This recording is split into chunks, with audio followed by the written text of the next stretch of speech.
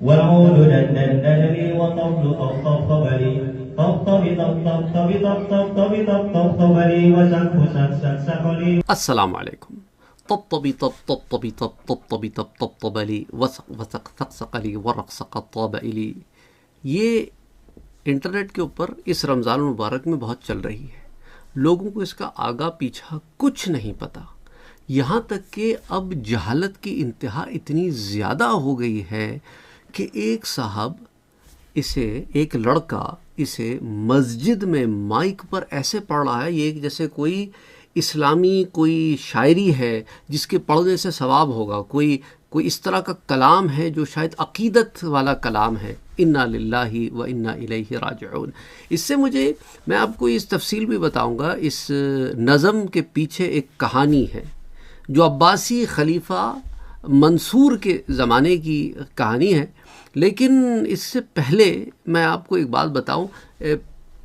چند سال پہلے بنگلہ دیش میں ایک مسئلہ ہو گیا تھا کہ لوگ کہیں پر بھی کھڑے ہوئے پیشاب کر دیتے تھے. حالانکہ انہوں نے بنگالی زبان میں لکھ کے لگایا تھا کہ دیکھو یہ دیوار پر پیشاب کرنا منع ہے، لیکن لوگ پھر بھی باز نہیں آتے تھے. تو بنگال کے لوگوں نے ایک عقل مندی والا کام یہ کیا کہ انہوں نے بنگلہ دیش میں جگہ جگہ دیواروں پر بنگلہ میں لکھنے کے بجائے عربی میں یہی بات لکھ دی کہ یہاں پیشاب کرنا منع ہے.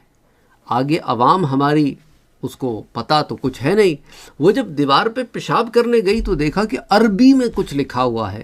وہ سمجھے پتہ نہیں کیا لکھا ہوا ہے، تو یوں لوگ باز آنا شروع ہو گئے کہ ہم یہاں پیشاب کیسے کریں، یہاں تو عربی میں کچھ لکھا ہوا ہے، پتہ نہیں کوئی قرآن کی آیت نہ ہو. تو انا للہ و انا الیہ راجعون. اب یہ نظم جو ہے اس کے پیچھے ایک کہانی ہے. خلیفہ منصور کا زمانہ ہے. اس کے پاس ایک غلام تھا جو کوئی بھی بات ایک دفعہ سن لے تو اسے یاد ہو جاتی تھی، اور ایک عورت باندی تھی اس کی جو کوئی بات 2 دفعہ سن لے تو اسے یاد ہو جاتی تھی. اور خلیفہ کا اپنا عالم یہ تھا کہ کوئی بات 3 دفعہ سن لے تو اسے یاد ہو جاتی تھی. اب اس نے ایک چال چلی. اس نے کہا کہ کوئی شاعر میرے ملک میں کوئی بہترین کلام لکھ کے لائے، مجھے پسند آیا تو میں اس کو منہ مانگی قیمت دوں گا. تو بڑے بڑے شاعروں نے زور لگایا، اور جب کوئی شاعر اس کے دربار میں آتا تو وہ کیا کرتا، اپنے غلام اور باندی کو پیچھے والے کمرے میں چھپا دیتا. اب وہ جب شاعر اپنا کلام پڑھتا تو یہ تو کہتا کہ بھائی یہ کلام تو میں نے سنا ہوا ہے، بلکہ تو میرا اپنا کلام ہے، آؤ میں تمہیں اس کی دلیل بھی دیتا ہوں. تو اپنے غلام کو بلاتا جو ایک دفعہ سن کر کوئی بھی بات یاد کر لیا کرتا تھا. تو وہ آتا اور کہتا کہ بھئی پوری کی پوری نظم سنا دیتا. اب شاعر پریشان ہوتا، وہ کہتا اچھا تمہیں اب بھی میری بات پہ یقین نہیں آیا نا. اب اس باندی کو بلاتا جو 2 دفعہ چیزیں سن کے یاد کر لیتی تھی. تو اس نے ایک دفعہ شاعر سے سن لیا، ایک دفعہ اس غلام سے سن لیا، تو اب وہ عورت بھی فرفر سنا دیتی. تو اب بادشاہ کہتا کہ تجھے اب بھی یقین نہ آئے تو میرا کلام ہے، میں تجھے سناتا ہوں. اب چونکہ بادشاہ 3 دفعہ سن چکا تھا، ایک شاعر سے، ایک اپنے غلام سے، ایک اپنی باندی سے، تو اب بادشاہ بھی سنا دیتا.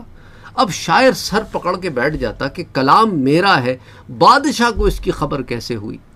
میں نے تو رات بھر اتنی محنت کر کے کلام لکھا ہے. تو بڑے ڈس اپوائنٹ ہو کے، نا امید ہو کے اس کے کورٹ سے واپس لوٹنے لگے. تو اسی طرح کے ایک شاعر کو اس زمانے کا ایک بہت مشہور آدمی الاصمعی مل گئے. الاصمعی کو اللہ نے بڑا علم دیا تھا. انہوں نے پوچھا ایک شاعر سے کہ کیوں اداس بیٹھے ہو؟ تو اس نے ساری رودات کیا سنائی. تو اسے پتہ چل گیا کہ خلیفہ کی کوئی شرارت ہے. اس نے کہا میں ایک ایسی چیز لکھوں گا کہ خلیفہ جو ہے نا وہ مجبور ہو جائے گا. تو اس نے ایک نظم لکھی اور خلیفہ کے دربار میں پہنچ گیا اور خلیفہ سے کہنے لگا کہ بھئی دیکھو میں ایک نظم لکھ کے لایا ہوں. تو خلیفہ نے وہی انتظام کیا. ابو جعفر منصور نام تھا خلیفہ کا. تو ابو جعفر منصور نے پیچھے کمرے میں ان 2 ایک غلام اور باندی کو لا کے کھڑا کیا اور آگے خود بیٹھ گیا اور کہنے لگا پڑھو. تو اب اصمعی نے پڑھنا شروع کیا. یہ صفیر البلبل، یعنی کہ ایک ایسی بلبل جو سیٹی بجاتی ہو، اس کی آواز، اس کی چہچہاٹ پہ لکھی گئی ہے.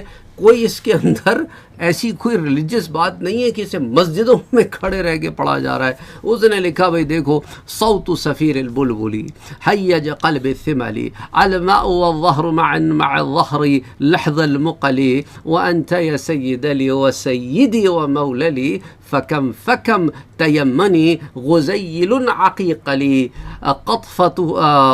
قطفته من وجنة من لثم ورد الخجل فقال لا لا لا لا وقد غدا مهرولي والخوذ مالت طربا من فعل هذا الرجل فولولت وولولت ولي ولي ويل لي فقلت لا تولولي فقلت لا تولولي وبين اللؤلؤ لي قالت له حين كذا انهض وجد بالنقل وفتية سقونني قهوة كالعسل لي شممتها بأنفي أزكى من القرنفل في وسط بستان حلي بالزهر والسرور لي والعود دندن لي والطبل طبطب لي طبطب طبطب طبطب طبطب لي والسقف سقف سقف سقسق لي والرقص قد طاب لي and then شوى شوى وشا شوى شوى وشاهش على ورق سفرجلی and then اسی طرح وہ آگے چلتی رہتی ہے. اور پھر وہ آخر میں جا کے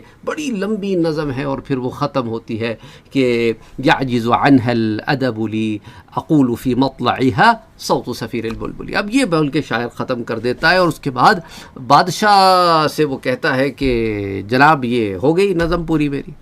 اب اتنی مشکل پیچیدہ نظم جس کے اندر ٹنگ ٹوسٹرز ہیں اور ایسے الفاظ کا استعمال ہے جو ایک دفعہ سن کے آرام سے یاد نہیں ہو سکتے. اب بادشاہ نے اپنے غلام کو بلایا اور بادشاہ نے کہا کہ میں تو یہ کچھ سنی سنی لگ رہی ہے, ہو سکتا ہے میرا تو بڑا کلام ہے, شاید میرے ہی کلام میں سے کچھ ہو, میرے غلاموں کو میرے کلام کے بارے میں زیادہ پتہ ہے. تو بلا لیا اس نے اپنے غلام کو, کہا کہ وہ یہ نظم تو تم نے سنی ہے نا, وہ جو میں نے بلبل پہ لکھی تھی. اب غلام نے کہا ہاں ہاں حضور میں نے سنی ہے. اب اس نے جو سنانا شروع کی تو اب اسے یاد ہی نہ ہو, اتنی ہی مشکل آپ نے جو ہے اس میں باتیں اسمعی نے لکھی تھی کہ اب وہ کہتا صوت سفیر البلبلی, ایک دو جملوں کے بعد اس کی بھی بس ہو گئی. اس نے کہا اچھا ہو سکتا ہے یہ بھول گیا, اپنے اس باندی کو بلایا, وہ باندی سے بھی تھوڑی سی پڑی گئی, وہ آگے اس سے بھی خبر کوئی. اب بادشاہ نے بھی چونکہ اس کو ایک ہی دفعہ سنا تھا اور دو دفعہ نہ سن سکا, اور تو اب بادشاہ بھی مجبور ہو گیا اور اس کو ہار ماننی پڑی.